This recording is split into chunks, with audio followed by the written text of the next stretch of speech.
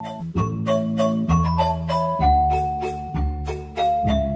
नहीं भेजते अपनी बच्चियों को स्कूल में? क्यों उनको डर लगता है? हिजाब क्या डर दूर करने के लिए है? मैं पूछना चाहती हूँ doctor Anand Ranganathan. Doctor Anand Ranganathan, what kind of an argument is this? What kind of an argument is this that if they don't wear hijab, their families will be scared to send them to schools and colleges? You know, uniform is something that people have worn, whether in army, whether in air force, whether in schools, you know, and decision of the women should be supreme, but that decision can be taken when they're adults. In schools, there is a uniform. And there is that policy that has to be followed. What's the big deal that is being made out of? Because this issue has come up in the Bombay High Court in 2003. It's come up in the Supreme Court in another matter, pre-medical test matter in 2015. And the Supreme Court has said that there cannot be any special allowances based on religion. So why is there such a hoo-la-la over this hijab issue? Is it linked to politics? Dr. Anand Ranganathan? Good evening, Navika, and good evening to all my fellow panelists. No, of course it is. Look, it's very simple. How can you call yourself secular and at the same time fight for religious dress codes to be allowed in schools? How can you call yourself objective when you outrage on Karnataka but are totally silent on Kerala, where the government has banned wearing of hijab over SPC uniform, where the Kerala High Court has dismissed Muslim plea to wear hijab to school, and where the Kerala Muslim Education Society, controlling 150 schools, has banned niqab? Where are these leftist wokes and Islamists when it comes to Kerala? सांप सूख जाता है क्या? बस BJP ruled Karnataka में हल्ला मचाना है. But beyond the hypocrisy and selectivity, Navika, there is a broader issue here. And let me address that. Number one, I am clear.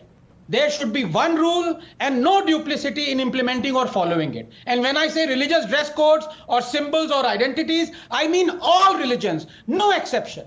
So a school can ban hijab or a burqa because it has a specific rule of a uniform, but it cannot at the same time allow a tilak, kada, cross, turban. What about Janehu, some may ask? Well, as long as these religious symbols are concealed and not exhibited. In any case, don't schools allow entry to circumcised boys? Circumcision is a religious commandment in Islam, but because it is concealed, praise the Lord, it is all right. Number two, there is a legitimate concern of security because a burqa covers the face. So in this context, a hijab and full body covering can be allowed. Navika, whether you think it is misogynistic or regressive or a symbol of subjugation, Islam is very clear on how a woman should dress. Quote, and tell the believing women to reduce their vision and guard their private parts and to wrap their head covers over their chests and not expose their adornment except to their husbands, fathers, or males having no physical desire. 24:31. Al-ayuha al-nabiyu kul liyaz wajika waba natika vanisa al-muminina. Quote, O Prophet, tell your wives and your daughters and the women of the believers to bring down over themselves part of their outer garments that is more suitable, that they will be known and not be abused. 33:59. So every true Muslim woman has to adhere to these dress codes of a burqa or a hijab if she believes in the commandments of Allah. And if a school allows for dress codes of identities of other religions, then it has to allow for Islam. As I said, no discrimination. But Navika, right, by allowing religious dress codes, symbols, identities into educational institutions, we are on the road, sadly, to normalizing unjust, draconian, misogynistic, sexist, supremacist religious orders and commandments. Where would this end? Just 10 seconds, Navika. I ask two simple questions. A, what if tomorrow a Jain student demands he be allowed entry without clothes because it fulfills the most beautiful of his philosophical commandments? And B, what if tomorrow some religious or its god or religion orders women to be shackled in ball and chain at all times? Would you demand that the school allow the girls to rattle and drag themselves in? Just answer these two questions. No, very quickly to my dear friend, Mr. Aslam, I hope you won't interrupt me. Just 2 points. Number one, he's factually wrong. The tricolor was not removed to put the Bhagwa flag. That's fact number one. And number two, Mr. Aslam is a lawyer. I am not, but I'm sure he has read the 2016 Kerala High Court judgment where a Muslim plea was dismissed by the High Court. The plea said I should be allowed to wear a hijab and full body covering to school. The High Court said, no, your rights do not supersede the rights of the school to prescribe a uniform. Now, 30 seconds. Let me just answer my friend Anand Ranganathan. Navika, Please do. the same Please High do, Court, sir. in 2016, the same Kerala High Court had granted the wearing of hijab for entrance of medical examination. That's Right? different.